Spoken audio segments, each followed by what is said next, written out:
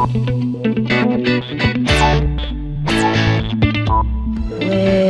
you are in love, it's the loveliest night of the year.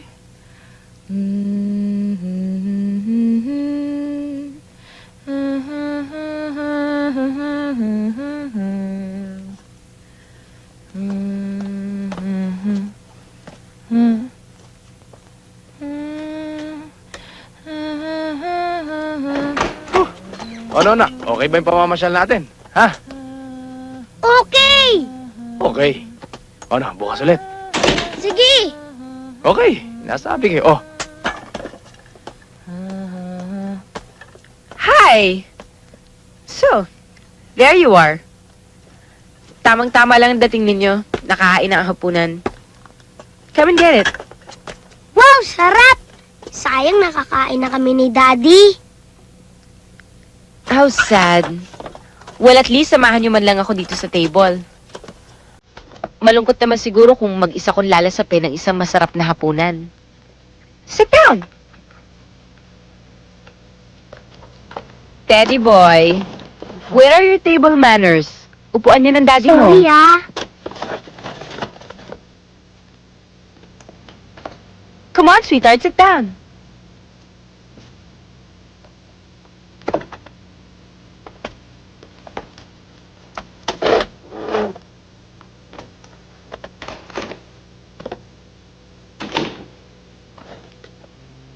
Maria! Halika yun.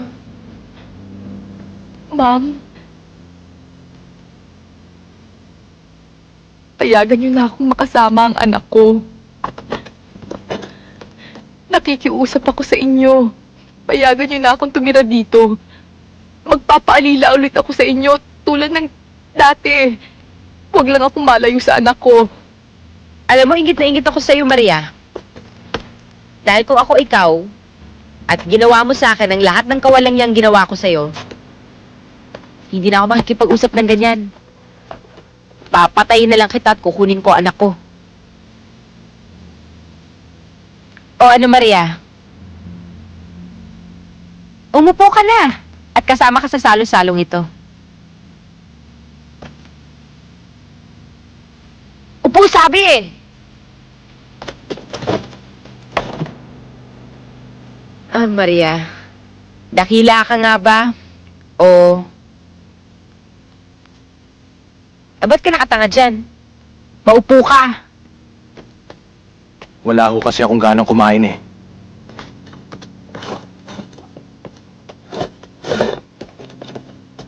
Well, since wala man lang magkagusto sa luto ko, why don't I just prepare a drink for everybody?